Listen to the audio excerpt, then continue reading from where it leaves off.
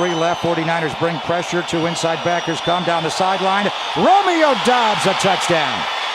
49ers had no one in the deep at safety. Quick throw out left to Amari Rodgers down the sideline. Hawkins trying to save the touchdown. He'll dive for the pylon there, and Green Bay has tied the game at 20.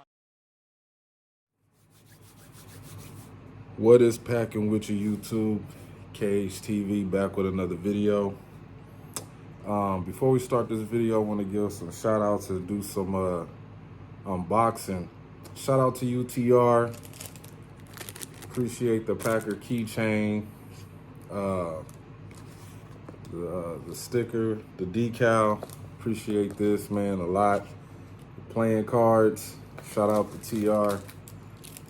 Shout out to you, bro. And sending me the Spotted Cow beer straight out of Wisconsin. Wisconsin brewed only. Only in Wisconsin. You can't find these nowhere else but Wisconsin. So shout out to TR for sending me these beers, man. They pretty good too. I ain't gonna lie. I enjoy them. I enjoy them a lot. Pull this up. There we go. There we go. Oh, and shout out to Big Nate. I wish I would have had a knife. I didn't bring no knife with me. Shout out to Big Nate.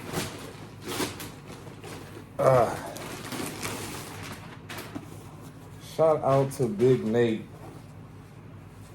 Shout out to Big Nate for the Packer coat. This is gonna come real. This is gonna be really good for me in the wintertime. Got the Packer logo right there with the camo fleece inside. Appreciate it, Big Nate, man. I was trying to say this for my girlfriend to get me, but I guess she don't need to get it for me now. So shout out to Big Nate and shout out to TR. Shout out to y'all, man. Like this coat. Yeah, like this coat. Hang it up later. Now let's get into this meaningless preseason game. Oh yeah, shout out to TR for giving me this cup too. This is from TR too.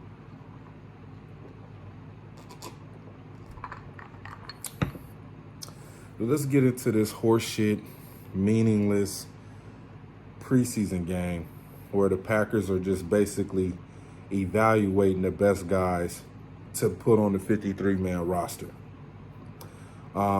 First and foremost, shout out to the San Francisco 49ers.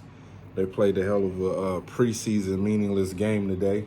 They beat us with I think it was 20-something to 20-something.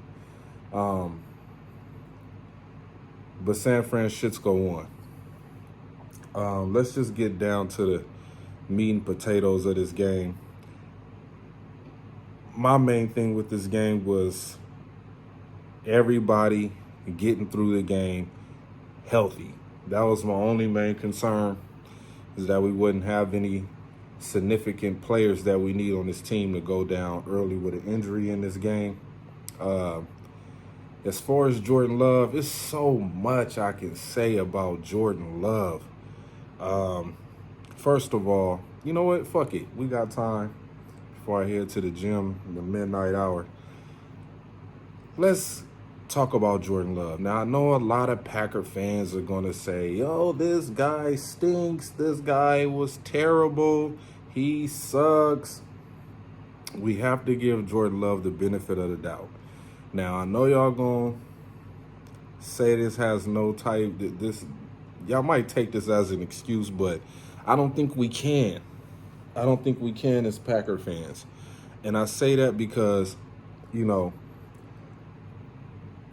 Jordan Love's first season, first of all, he didn't ask to come to the Packers. It wasn't like he was like, oh, I hope the Packers pick me. He just wanted to play football. So let's go back to the draft and into the upcoming season. I think it was the 2020 season.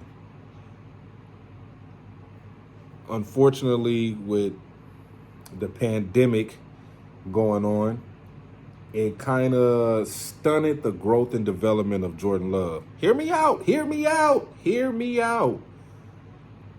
Opposed from last year's players and this year's players coming out of the draft, they had a chance to have an OTA. Jordan Love necessarily didn't get that. His shit was through Zoom and Skype, phone calls, not really having the coaches be hands-on with him to really have a real good look at him face-to-face to see his mechanics and things he needs to work on and touch up the details of his game. So that goes against him. Not only that, the whole spectacle of what Aaron Rodgers got going on, and the Packers not knowing if Devontae Adams is going to come back, which he didn't, now that we know. So it was a whole lot of stuff going on with the front office, and, you know, Jordan Love didn't get a chance to develop. I mean, his first season, he didn't even suit up. He was on the sideline with a T-shirt and hat on, Packer jumpsuit on, you know. So he had that against him. The NFL not knowing if there's going to be any preseason games. I think it was like maybe 2. I forget. If it was any preseason games or not. But that worked against him. So you basically could say his rookie season, he pretty much had off. You know, he didn't get a chance to even do anything but just do drills in practice. He didn't get a chance to go out there and play against the second team, first team, any of that shit. So come around to last year, 2021.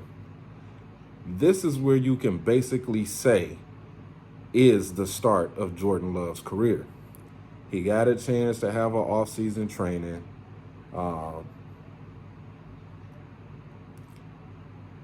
The Aaron Rodgers thing wasn't really looming over that bad. Aaron Rodgers said he would make a commitment to come back as soon as possible, and he did that.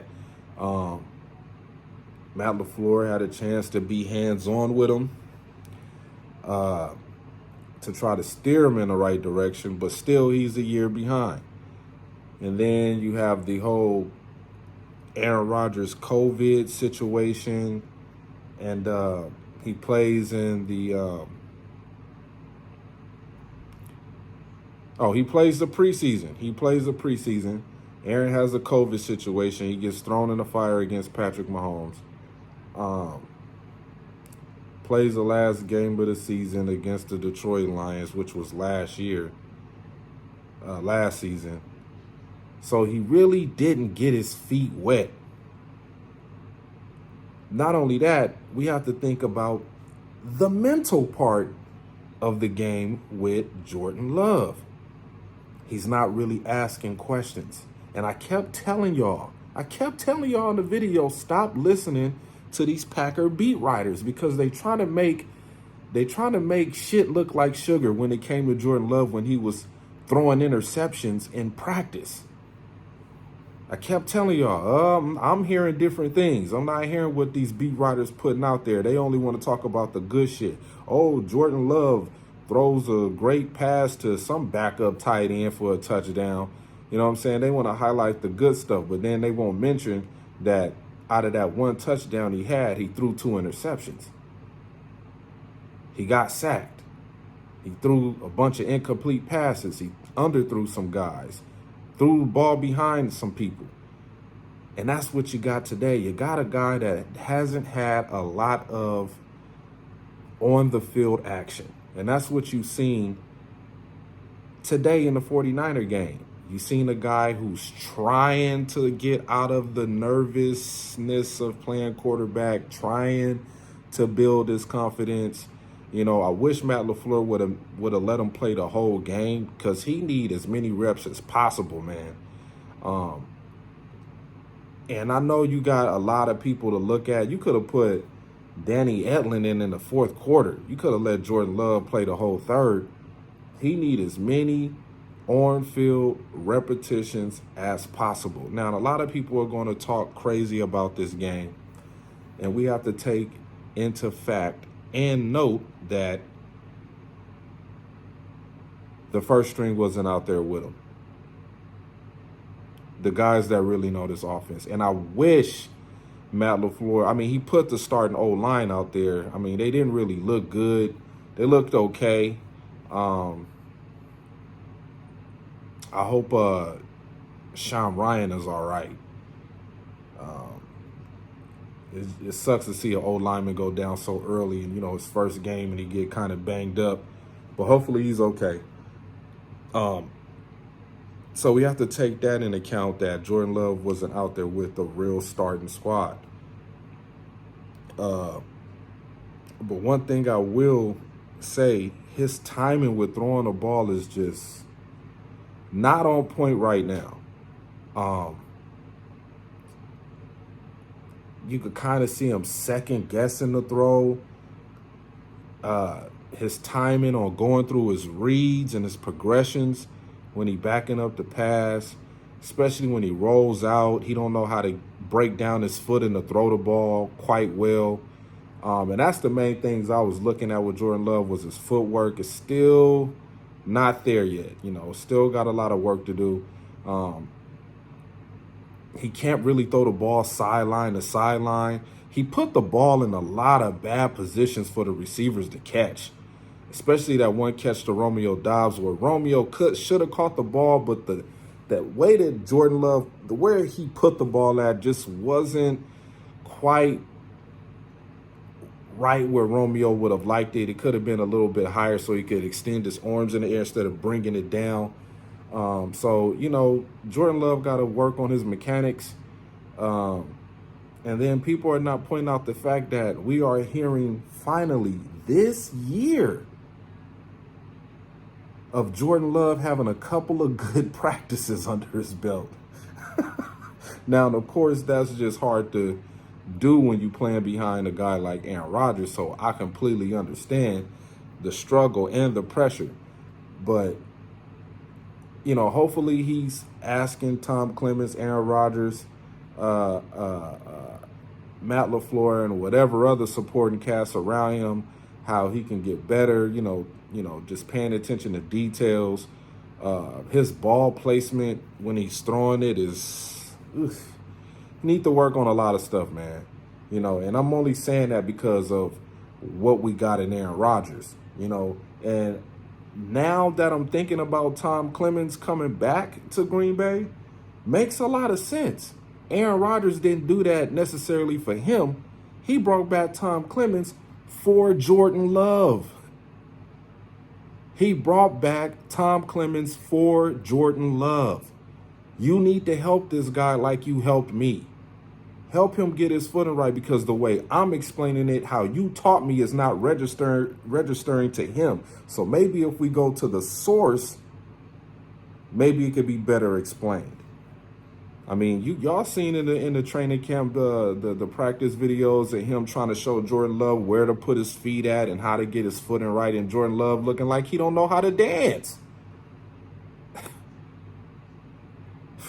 I mean, hey, it's a work in progress.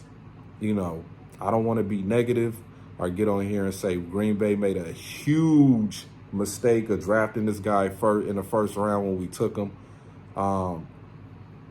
This is just a preseason game. Just a preseason game. Nothing to get upset about or be mad about. It's just that I get it. Everybody's expectations for Jordan Love was seeing him play a lot better than what he did against the 49ers. And I get it. This is the first time this team has been on the field together. That unit that Matt LaFleur handpicked to get out there. Plus, they had a number of guys that should have been out there that wasn't out there, that had a couple of little nagging injuries, and the Packers taking precautionary decisions to not, have those guys go out there and hurt themselves any further, which I agree with. It seems like Matt LaFleur is just trying to get through this preseason without any of his guys being too banged up. He wants fresh guys for the season. So I could see why he's going about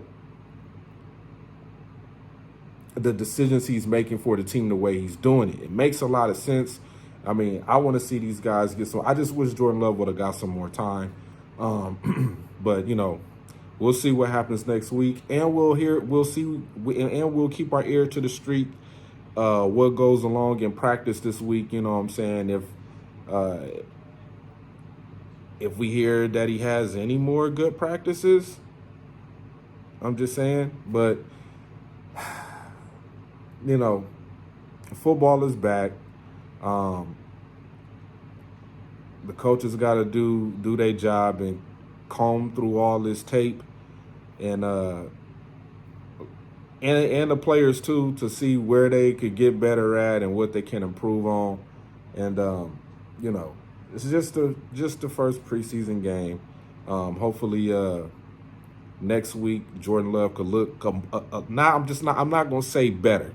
I'm just saying look more comfortable playing a quarterback position. You know what I'm saying? We got to take this is one day at a time. This is a one day at a time deal with this guy. Like, you know, it took Aaron Rodgers time to develop too, but as of right now, and I think Jordan Love is maybe a year behind his development due to the COVID year. You know what I'm saying? So right now, everything with him is just picking up the speed.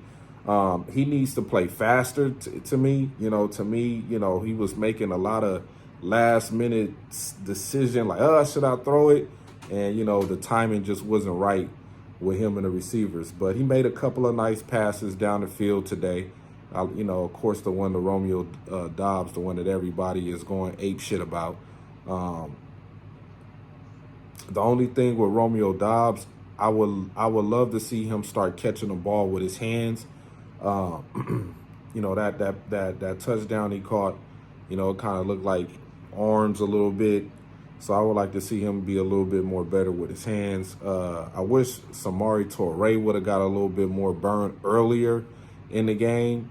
I liked what I seen out of Juwan Renfrey.